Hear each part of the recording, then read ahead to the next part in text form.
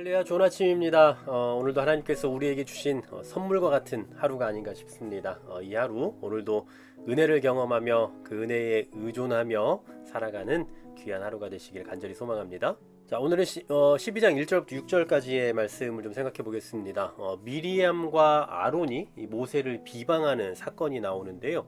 1절 말씀을 보십시오. 모세가 구스 여자를 취하였더니 그 구스 여자를 취하였으므로 미리암과 아론이 모세를 비방했다라고 말씀합니다.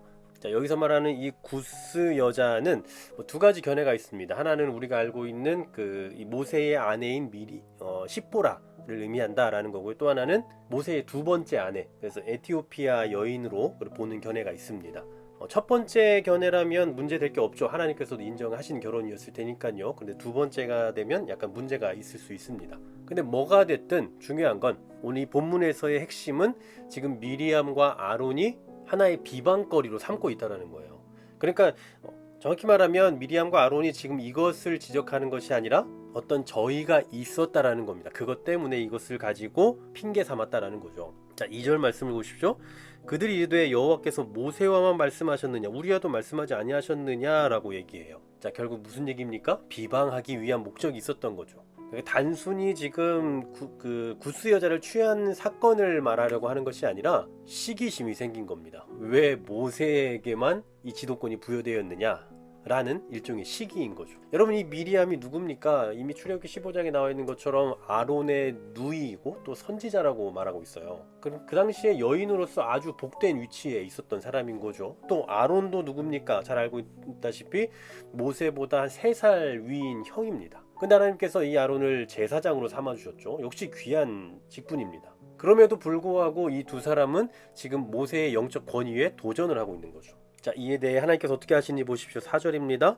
여호와께서 갑자기 모세와 아론과 미리암에게 이르시되, 갑자기 하나님께서 개입을 하셨어요. 매우 신속히 개입하셨다라는 거죠. 자, 그러면서 하나님께서 뭐라고 말씀하시는지 보십시오. 6절 보십시오. 내 말을 들으라. 너희 중에 선지자가 있으면 나 여호와가 환상으로 나를 그에게 알리기도 하고 꿈으로 그와 말하기도 한다라고 말씀합니다. 자, 보통의 선지자에게는 이런 식으로 하나님께서 계시하신다라는 거예요. 하지만 8절에 보십시오. 그와는 내가 대면하여 명백히 말하고 은밀한 말로 하지 않는다. 다시 말하면 하나님께서 일반 선지자들과 다르게 여기신다라는 거예요. 하나님께서 특별하게 여기신다라는 거죠. 그러면서 강력하게 말씀하시죠. 너희가 어찌하여 내 종 모세 비방하기를 두려워하지 않는 거냐라고 말씀하시는 거예요. 왜 내가 세웠는데 니들이 부당하게 그렇게 헐뜯느냐라는 거죠. 자, 이로 인해 어떤 결과가 나타납니까? 10절입니다. 미리암은 나병에 걸려 눈과 같다라고 말씀하죠. 당시에는 나병에 걸리면 부정한 사람으로 여겨졌습니다. 그래서 진 밖으로 나가야 됐죠. 그리고 이게 보통의 질병이 아니었던 것 같아요. 12절 보시면 그가 살이 반이나 썩어 모태로부터 죽어서 나온 자같이 되지 않게 하소서. 다시 말해 매우 심각한 상태까지 갔다라는 것을 알 수가 있습니다. 반면에 아론 같은 경우는 대제사장으로서의 역할이 있었잖아요. 그래서인지 이 아론에 대해서 어떤 병에 걸렸다라거나 하는 그런 기사는 없습니다. 왜냐하면 나병에 걸리면 제사장직을 감당할 수가 없잖아요. 아마 그래서 하나님께서 그냥 두셨지 않았을까 싶은데요.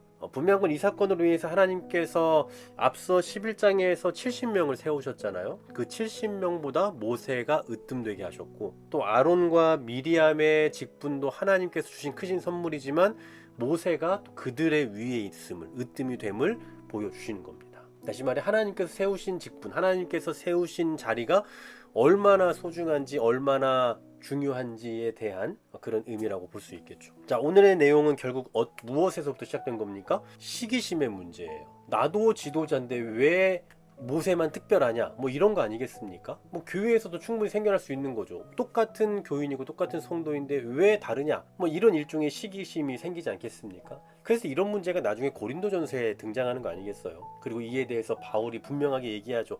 나는 심었다, 그리고 아볼로는 물을 준다, 그리고 자라나게 하시는 분은 하나님이다. 그러므로 우리가 서로 동역자인 줄 알고 서로 각자의 자리, 각자의 위치에서 사역을 하고 섬기며 나아가는데 그 각각의 일을 소중히 여겨주고 인정해주는 자세가 필요한 거죠. 왜냐하면 각자의 위치에서 살아가도록, 각자의 자리에서 섬기도록 하나님께서 맡기셨기 때문이에요. 뭐 모세와만 말씀하시니까 아론과 미리암의 역할은 아무것도 아닌 겁니까? 그렇지 않아요. 너무나 소중하죠. 중요한 건 하나님께서 각자에게 허락하셨다라는 거예요. 바로 이 각자의 일들을 귀하게 생각하는 것은 다른 말로 하면 하나님을 경외하는 태도에서부터 나오는 것입니다. 그런데 대부분의 많은 사람들이 자신들에게 맡겨진 것은 소중히 여기지 않고 다른 사람에게 맡겨진 것에 대해서 시기하는 마음을 많이 갖죠. 어쩌면 오늘 미리암과 아론도 그랬던 겁니다. 그리고 그에 대해서 하나님께서 징계하시는 장면을 보게 되는 거죠. 여러분 어떠십니까? 교회에서, 직장에서나 어디에서든 이 시기심의 문제가 우리의 장애물이 되고 있지는 않습니까? 하나님께서 우리에게 각자 두신 자리가 있고 각자에게 맡기신 자리가 있다는 것 기억하셨으면 좋겠고, 그와 동일하게 나에게 맡기신 게 있어요. 그것이 얼마나 소중한지를 기억하셨으면 좋겠습니다. 하나님께서 오늘도 내가 그 일을 하기 원하시고 내가 그 자리에 있기를 원하신다라는 거예요. 그 사실 잊지 마시고 오늘도 우리에게 주어진 자리가 최고의 자리이며 그곳에서 최선을 다하며 살아가는 것이 하나님을 경외하는 삶의 태도라는 것 기억하시며 살아가는 귀한 하루 되시기를 소망합니다. 하나님 감사합니다. 나에게 원하시는 그 삶의 자리, 또 나에게 원하시는 사역의 현장이 있는 줄 믿습니다. 그 일을 감당함에 있어서 힘을 다하고 그 자리가 얼마나 소중한지를 기억하며 살아갈 수 있는 지혜를 허락하여 주시옵소서.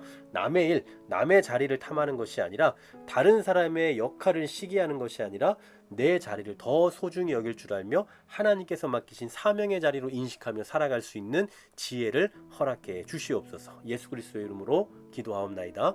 아멘.